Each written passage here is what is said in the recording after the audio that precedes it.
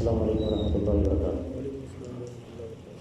الحمد للہ رب العالمین، والصلاة والسلام علی اشرف الانبیاء والمرسلین وعلی نبینا محمد صلی اللہ علیہ وسلم وعلی آلہ وصحبہ اجمعین ومن تبعہم بإحسان الی یوم الدین، اما بعد۔ قال النبی صلی اللہ علیہ وسلم: الحمى من فیح جہنم فابردوها بالماء۔ معزز حضرات، بات چونکہ گزشتہ دروس میں پانی سے متعلق چل رہی تھی، بات ہمارے سامنے یہ آئی کہ پانی ایک بہت بابرکت چیز ہے، اور اس کی برکتوں میں سے ایک عظیم برکت یہ ہے کہ اللہ سبحانہ و تعالیٰ نے اس پانی کے اندر لوگوں کے لیے شفا کا سامان رکھا ہے۔ ایک انسان اگر شفا اللہ تعالیٰ کے حکم سے شفایاب ہونا چاہتا ہے تو ایسی صورت میں یہ انسان اس پانی کا صحیح استعمال اگر شفا کی نیت سے کرے گا تو انشاءاللہ اللہ سبحانہ و تعالیٰ ہر قسم کی بیماری اس سے دور کریں گے۔ ایک روایت بطور دلیل صحیح بخاری کی روایت ہے، ایک تابعی ہیں جن کا نام ہے ابو جمرہ نصر ابن عبران الضوئی رحمہ اللہ۔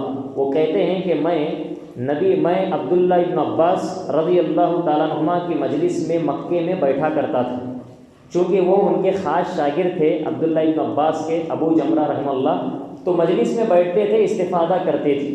اب ایسی صورت میں کیا کہتے ہیں اپنے بارے میں کہ مجلس میں بیٹھا تھا، اچانک مجھے بخار لاحق ہوئی، اچانک بیمار پڑ گیا، بخار آئی مجھ کو۔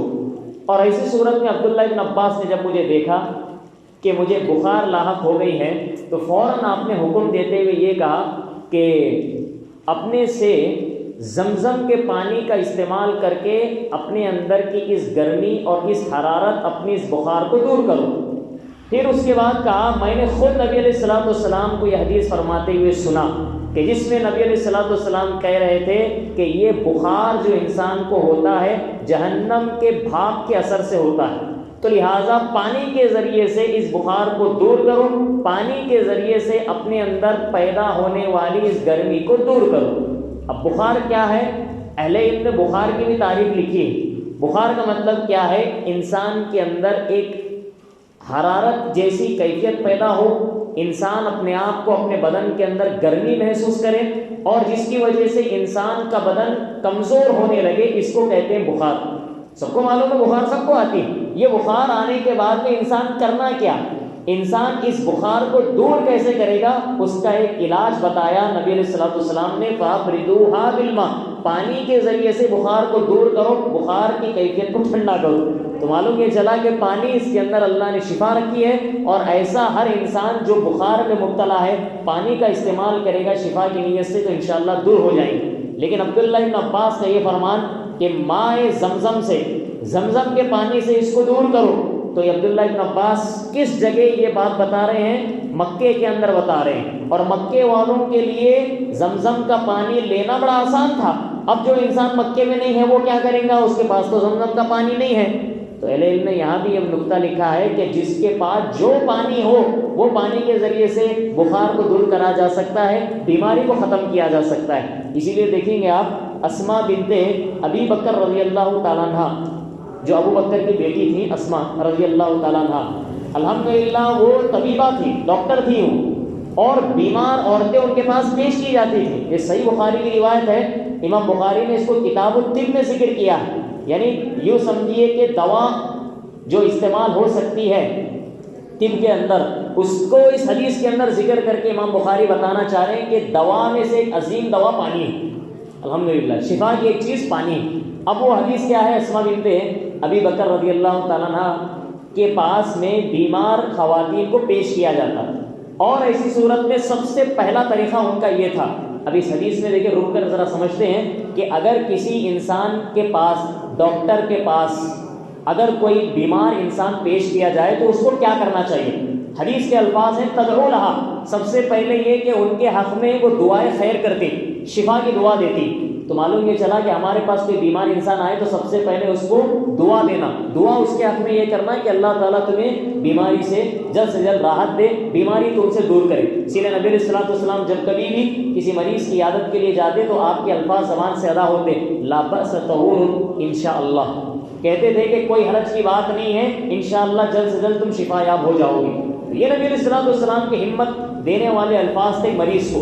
اب پہلے تو بیماری جو انسان کو ہوتی وہ خاتون پیش کی جاتی، پہلے دعا دیتے، معلوم یہ چلا کہ دعا ایسے موقع پر دینا بھی سنت ہے۔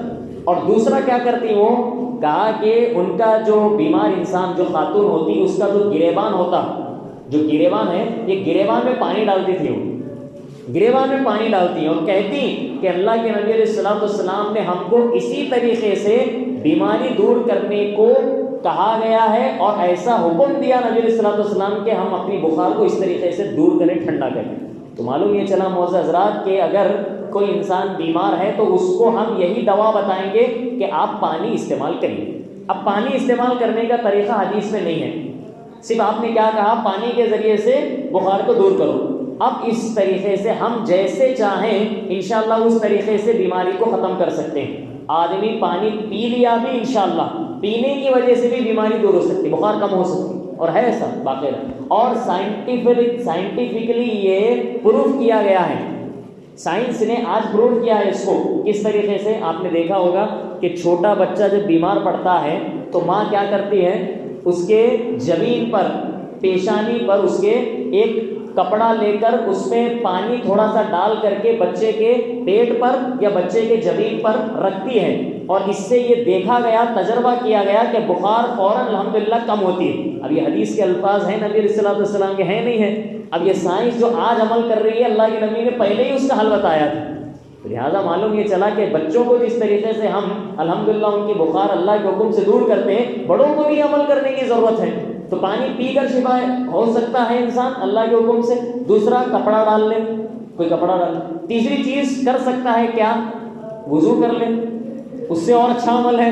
وضو کر لے گا، ثواب مل جائے گا، نیکیاں انشاءاللہ ملیں گی، انسان کے خطائیں معاف ہوں گی، یہ تمام چیزیں فضیلت کے ساتھ۔ اور چوتھی چیز یہ بھی ہو سکتی ہے کہ انسان غسل کر لے، غسل کر لے گا انشاءاللہ اس کے اندر پائی جانے والی بیماری ہے، بخار ہے، انشاءاللہ کم ہوگا۔ خود نبی علیہ السلام نے جب مرض الموت سے بالکل قریب میں تھے، آپ آخری ایام چل رہے تھے آپ کے، نبی علیہ السلام کو جب بخار اتنا شدید ہو گیا تھا، نبی علیہ السلام اکثر غسل کرتے تھے آپ، تو غسل اس لیے کرتے تھے تاکہ آپ کی جو بخار ہے وہ تھوڑی بہت کم ہو جائے۔